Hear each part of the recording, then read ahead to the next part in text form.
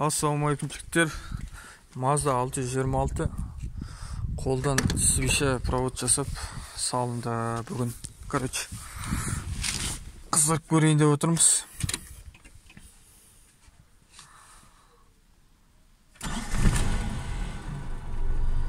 Бұрын қыздырғанда бір түрткен кезде қызбайтын еді.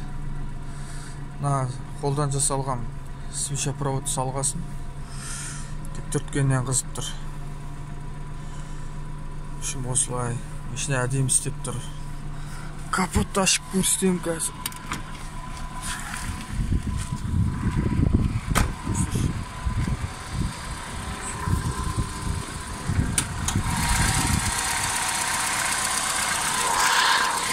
Үшін міне қолдан жасалған